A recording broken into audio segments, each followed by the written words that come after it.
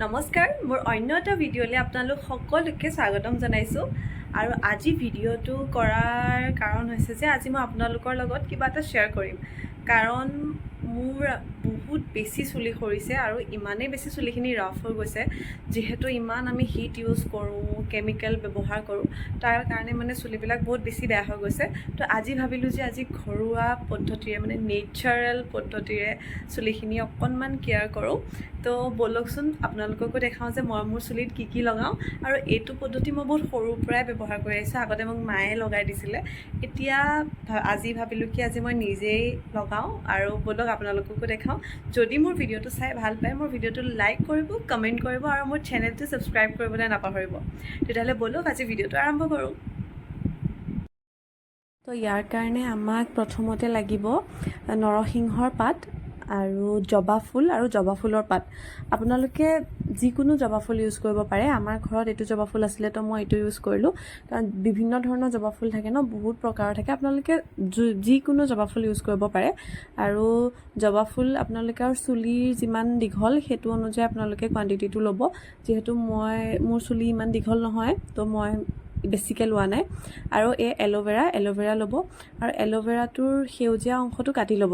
সেউজীয়া অংশটো থাকিলে বহুত বেছি খজুৱায়, তো সেউজীয়া অংশটো নিদিব।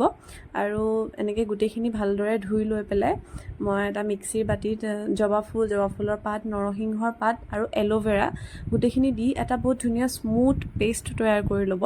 যিহেতু জবা ফুল আমাৰ চুলিৰ কাৰণে বহুত বেছি উপকাৰী হয়। আপোনালোকে সকলোৱে জানে, হয়তো চাগে সকলোৱে চুলিত জবা ফুল ইউজ কৰে সৰুৰ পৰাই। যিহেতু আমাক মাহঁতেও আগৰ জবা ফুল লগাই দিয়ে, সৰু থাকোঁতেও জেতুকাৰ লগত জবা ফুল দি পেলাই চুলিত লগাই দিয়ে। আৰু যিহেতু মই জেতুকা নাছিলে আমাৰ ঘৰত, তো মই জেতুকা দিব নোৱাৰিলোঁ। জেতুকা দিলেতো আৰু বেছি ভাল আৰু বহুত ধুনীয়া এটা কালাৰো আহে।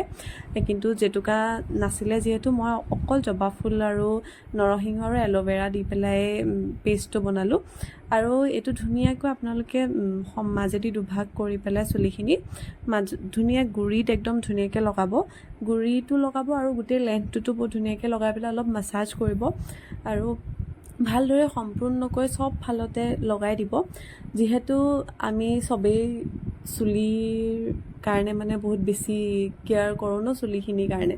আৰু চুলিখিনি ধুনীয়া হৈ থাকিলে সঁচাকৈ দেখিবলৈও নিজকে বেছি ভাল লাগে।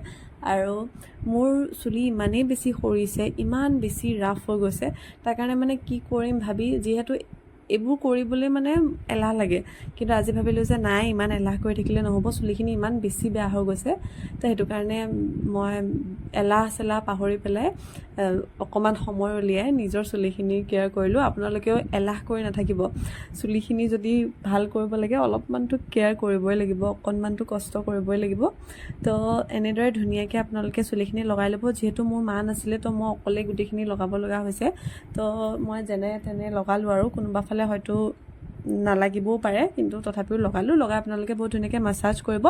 মাছাজ কৰি এইখিনি আপোনালোকে 1 ঘণ্টা বা 2 ঘণ্টা, যদি আপোনালোকৰ ওচৰত সময় আছে তেতিয়াহ'লে আপোনালোকে 2 ঘণ্টা ৰাখিব। যদি আপোনালোকৰ ওচৰত সময় নাই তেতিয়াহ'লে আপোনালোকে 1 ঘণ্টা ৰাখিলেও হ'ব। ৰাখি ধুনীয়াকৈ শ্বেম্পু কৰি দিব। আৰু চুলিখিনি চাবচোন, ইমান ধুনীয়া এটা শ্বাইন আহিব আৰু চুলিখিনি ইমান চিল্কি স্মুথ টাইপ হৈ যাব। সঁচাকৈ বহুত ধুনীয়া লাগে। মই নিজেও মানে এইটো ব্যৱহাৰ কৰি মই খুব ভাল পাওঁ। আৰু আশা কৰিছোঁ আপোনালোকে ভিডিঅ'টো চাই ভাল পালে। আজিলৈ ইমানেই, বাই।